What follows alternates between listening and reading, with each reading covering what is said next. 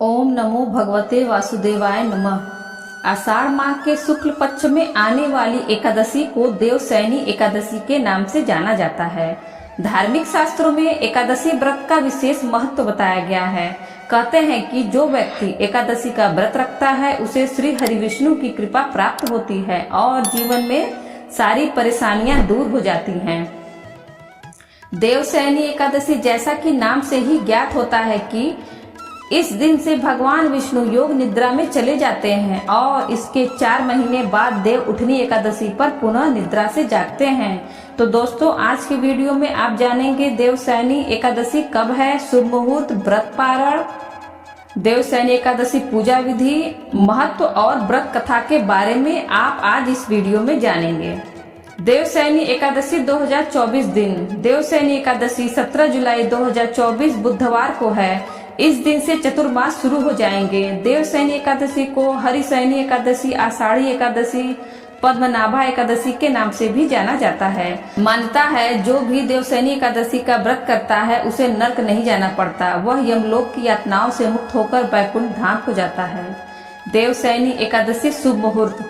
आषाढ़ माह के शुक्ल पक्ष की एकादशी तिथि 16 जुलाई 2024 को रात्रि 8:33 पर शुरू हो रही है। वही इसका समापन 17 जुलाई को रात 9:02 पर होगा। ऐसे में उदया तिथि के अनुसार इस बार देवशयनी एकादशी 17 जुलाई 2024 बुधवार के दिन मनाई जाएगी। देवशयनी एकादशी 2024 व्रत पारण समय। देवशयनी एकादशी का व्रत पारण 18 जुलाई 2024 को सुबह 6:12 से सुबह 8:42 के बीच किया जाएगा। पारण तिथि के दिन द्वादशी समाप्त होने का समय रात 8:44 है। देवशयनी एकादशी पूजा विधि। देवशयनी एकादशी के दिन सुबह जल्दी उठकर स्नान करें, फिर व्रत का संकल्प लेते हुए सूर्य देव को जल अर्पित करें। इसके बाद विष्णु जी की पूजा के लिए सभी सामग्रियों को एक स्थान पर एकत्रित कर लें। इस दौरान पूजा की सामग्रियों में गंगा जल, पीले रंग का फूल, माला, सुपारी, हल्दी, चंदन, पान और इलायची शामिल करें। फिर विष्णु जी की आराधना करते हुए उन्हें पीली मिठाई का भोग जरूर लगाएं। अंत में भगवान विष्णु की आरती के साथ मंत्रों का जाप करें। देवशयनी एकादशी महत्व। पुराणों में उल्लेख है कि देवशयनी एकादशी के दिन भगवान विष्णु 4 महीने के लिए पाताल लोक में राजा बलि के यहाँ योग निद्रा में निवास करते हैं और कार्तिक मास के शुक्ल पक्ष की एकादशी यानी देव उठनी एकादशी पर जागते हैं। विष्णु जी जगत के पालनहार हैं, लेकिन उनके योग निद्रा में जाने के बाद शिव जी सृष्टि का संचालन करते हैं। देवशयनी एकादशी से पहले ही समस्त मांगलिक कार्य जैसे विवाह, मुंडन, गृह प्रवेश समस्त संपन्न कर लेना चाहिए, क्योंकि इसके बाद 4 माह तक शुभ कार्यों पर रोक लग जाती है, क्योंकि देवता गण शयन काल में होते हैं। ऐसे में मांगलिक कार्य का शुभ परिणाम नहीं मिलता। मान्यता है कि चतुर्मास के दौरान शिव जी, विष्णु जी, गणपति जी और देव दुर्गा की उपासना श्रेष्ठ मानी गई है। भगवान विष्णु जी राजा बलि को दिए हुए अपने वचन को निभाने के लिए हर साल पाताल लोक में वामन अवतार में पहुंचते हैं और वहां 4 महीने रहते हैं। मान्यताओं के अनुसार जब भगवान विष्णु अपने 52वें अवतार में थे तब विष्णु जी ने राजा बलि से 4 पग में सब कुछ दान में मांग लिया। तब राजा बलि उनकी महिमा को पहचान गए और उन्होंने भगवान विष्णु को सब कुछ दान में दे दिया। इसके बाद राजा बलि ने घोर तप करके विष्णु जी को प्रसन्न किया और भगवान विष्णु को अपने साथ रहने का वरदान मांग लिया और इस तरह से भगवान विष्णु ने अपना वचन निभाया और इसी वजह से इस एकादशी को अधिक महत्व दिया जाता है। देवशयनी एकादशी व्रत कथा। धर्मराज युधिष्ठिर ने कहा, हे केशव, आषाढ़ शुक्ल एकादशी का क्या नाम है? इस व्रत को करने की विधि क्या है और किस देवता का पूजन किया जाता है? श्री कृष्ण कहने लगे कि हे युधिष्ठिर, जिस कथा को ब्रह्मा जी ने नारद जी से कहा था वही मैं तुमसे कहता हूँ। एक समय नारद जी ने ब्रह्मा जी से यही प्रश्न किया था। तब ब्रह्मा जी ने उत्तर दिया कि हे नारद, तुमने कलयुगी जीवों के उद्धार के लिए बहुत उत्तम प्रश्न किया है, क्योंकि देवशयनी एकादशी का व्रत सब व्रतों में उत्तम है। इस व्रत से समस्त पाप नष्ट हो जाते हैं और जो मनुष्य इस व्रत को नहीं करते वो नरक गामी होते हैं। इस व्रत को करने से भगवान विष्णु प्रसन्न होते हैं। इस एकादशी का नाम पद्मा है। इसे देवशयनी एकादशी, विष्णुशयनी एकादशी, आषाढ़ी एकादशी और हरिशयनी एकादशी के नाम से भी जाना जाता है। अब मैं तुमसे एक पौराणिक कथा कहता हूँ, तुम मन लगाकर सुनो। सूर्यवंश में मानधाता नाम का एक चक्रवर्ती राजा हुआ है, जो सत्यवादी और महान प्रतापी था। वह अपनी प्रजा का पुत्र की भांति पालन किया करता था। उसकी सारी प्रजा धन धान्य से भरपूर और सुखी थी। उसके राज्य में कभी अकाल नहीं पड़ता था। एक समय उस राजा के राज्य में 3 वर्ष तक वर्षा नहीं हुई और अकाल पड़ गया।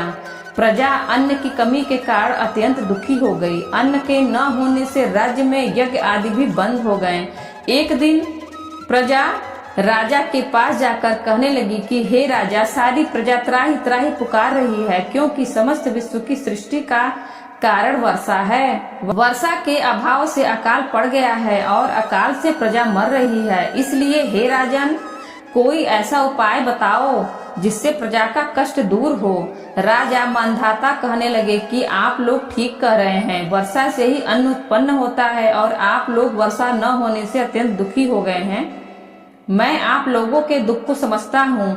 ऐसा कहकर राजा कुछ सेना साथ लेकर वन की तरफ चल दिए। वह अनेक ऋषियों के आश्रम में भ्रमण करता हुआ अंत में ब्रह्मा जी के पुत्र अंगिरा ऋषि के आश्रम में पहुँचे।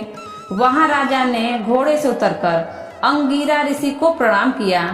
मुनि ने राजा को आशीर्वाद देकर कुशल क्षेम के पश्चात उनसे आश्रम में आने का कारण पूछा। राजा ने हाथ जोड़कर विनीत भाव से कहा कि हे भगवान, सब प्रकार से धर्म पालन करने पर भी मेरे राज्य में अकाल पड़ गया है। इससे प्रजा अत्यंत दुखी है।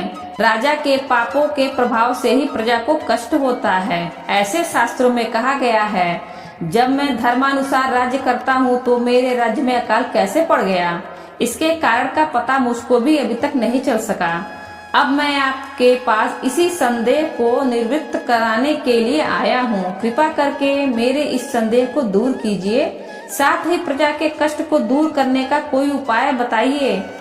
इतनी बात सुनकर ऋषि कहने लगे कि हे राजन, यह सतयुग सब युगों में उत्तम है। इसमें धर्म के चारों चरण सम्मिलित हैं, अर्थात इस युग में धर्म की सबसे अधिक उन्नति है। लोग ब्रह्मा की उपासना करते हैं और केवल ब्राह्मणों को ही वेद पढ़ने का अधिकार है। ब्राह्मण ही तपस्या करने का अधिकार रख सकते हैं, परंतु अपने राज्य में एक शूद्र तपस्या कर रहा है। इसी दोष के कारण आपके राज्य में वर्षा नहीं हो रही है। इसलिए यदि आप प्रजा का भला चाहते हो तो उस शूद्र का वध कर दो। इस पर राजा कहने लगा कि महाराज, मैं उस निरपराध तपस्या करने वाले शूद्र को किस तरह मार सकता हूँ। आप इस दोष से छूटने का कोई दूसरा उपाय बताइए। तब ऋषि कहने लगे कि हे राजन, यदि तुम अन्य उपाय जानना चाहते हो तो सुनो। आषाढ़ मास के शुक्ल पक्ष की पद्मा नाम की एकादशी विधि पूर्वक व्रत करो। व्रत के प्रभाव से तुम्हारे राज्य में वर्षा होगी और प्रजा सुख प्राप्त करेगी, क्योंकि इस एकादशी का व्रत सब सिद्धियों को देने वाला है और समस्त उपद्रव को नाश करने वाला है। इस एकादशी का व्रत तुम प्रजा, सेवक तथा मंत्रियों सहित करो। मुनि के इस वचन को सुनकर राजा अपने नगर को वापस आया और उसने विधि पूर्वक पद्मा एकादशी का व्रत किया। उस व्रत के प्रभाव से वर्षा हुई और प्रजा को सुख पहुंचा। अतः इस मास की एकादशी का व्रत सब मनुष्यों को करना चाहिए। यह व्रत इस लोक में भोग और परलोक में मुक्ति को देने वाला है। इस कथा को पढ़ने और सुनने से मनुष्य के समस्त पाप नाश को प्राप्त हो जाते हैं। दोस्तों, वीडियो अच्छी लगी हो तो वीडियो को लाइक करें और ज्यादा से ज्यादा अपने मित्रों के साथ शेयर करें और बेल आइकन दबाना ना भूलें, जिससे आगे आने वाले वीडियो की नोटिफिकेशन आपको सबसे पहले मिल सके। और इसी तरह के वीडियो देखने के लिए हमारे चैनल हिंदी कहानी नई पुरानी को सब्सक्राइब करें। धन्यवाद।